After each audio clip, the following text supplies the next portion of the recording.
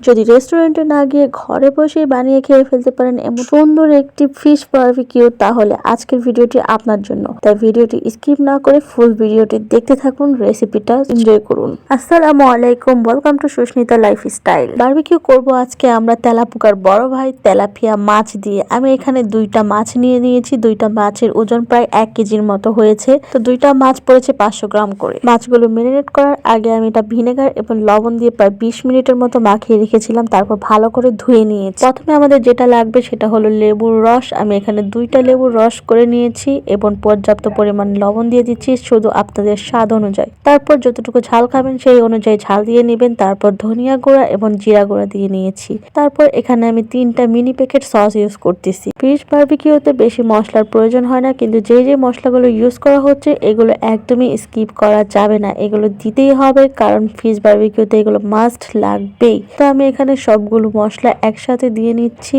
এবং তারপর অবশেষে আদা রসুন বাটা চলে আসলো। এখন আমি আদা রসুন বাটা দিয়ে দিচ্ছি এবং মাস্ট বি সরিষার তেল ইউজ করতে হবে বারবিকিউতে। আর হ্যাঁ, আমি এখানে একটু চিনি অ্যাড করেছি, যেটা আমি বলতে ভুলে গিয়েছিলাম। চিনিটাও দিয়ে নিয়েছি। তারপর ভালো করে এখন মশলাটাকে অনেক সুন্দর করে মিশিয়ে নিব আমি এটাকে। তো আমি এটাকে চামচের সাহায্যে ভালো করে একদম মিশিয়ে নিচ্ছি। মশলাটা মিশানো হয়ে আসলে তারপর আমি এখানে এখন একটা একটা করে মাছ নিয়ে ভালো করে এখন ম্যারিনেশন করব। তার জন্য আমি এই মাছগুলোকে একটু চিড়ে নিয়েছিলাম। সেই চিড়ে নেওয়ার জায়গাগুলোতে এখন মশলাগুলো ভালোভাবে দিয়ে দিতে হবে, যেন ভিতর পর্যন্ত মশলাটা পৌঁছে যায়। তাই আমি এটাকে হাতের সাহায্যে করতেছি এবং হাত দিয়ে এটাকে ভালো করে এখন মাখিয়ে নিব। এবং আপনাদের কাছে আমার এই রেসিপিটি কতটা ইজি মনে হয়েছে তা কিন্তু কমেন্টে জানাতে ভুলবেন না। রেসিপি যত বেশি ইজি হয় খাবারের টেস্ট কিন্তু তত বেশি বেড়ে যায়। তো আমি এখানে ভালোভাবে মশলা দিয়ে মাছগুলো মেখে নিচ্ছি। তাদের একদম গায়ে গায়ে মশলা লাগিয়ে দিতে হবে। এখন এই মাছটাকে আমি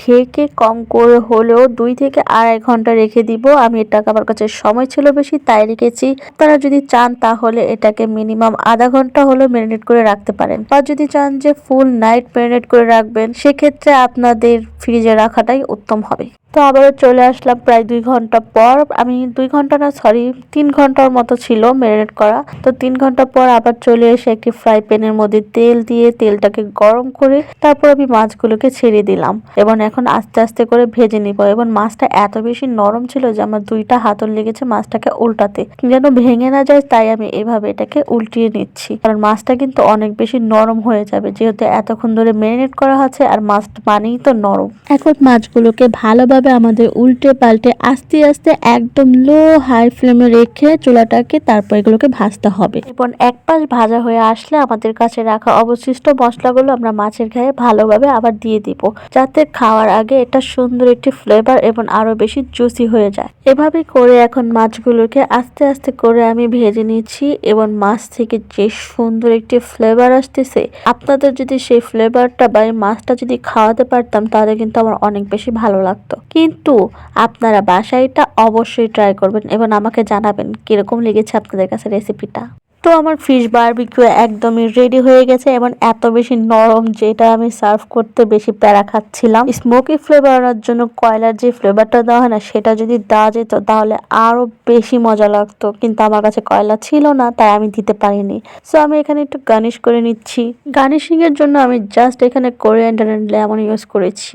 এটা দিয়ে আমি সিম্পল ভাবে সাজানোর চেষ্টা করতেছি যাতে এটা দেখতে আরো বেশি সুন্দর লাগে, কারণ সবাই কিন্তু গুণ বিচারই পরে করে, দর্শনদারিটা আগে করে। তাই দর্শনদারি করার জন্য তাকে আমি রেডি করছি। একদম সত্যি কথা বলতেছি, এটা আমাদের বাসার সবাই এত বেশি পছন্দ করছে যে আমাকে আরো বলছে অনেক মাছ এনে দিবে, আমি প্রত্যেকের জন্য একটা একটা করে মাছ রেডি করে দেই। সত্যি মাছটা খেতে অনেক অনেক দারুণ হয়েছে। তাই আপনারা দেরি না করে এখনই রেসিপিটি ট্রাই করে ফেলুন এবং অবশ্যই আমাকে জানাবেন যে এই ফিশ বারবিকিউ রেসিপিটা আপনাদের কাছে কেমন লেগেছেন। তো দ্যাটস ফর টুডে। আল্লাহ হাফেজ, সবাইকে ভালো থাকবেন, সুস্থ থাকবেন।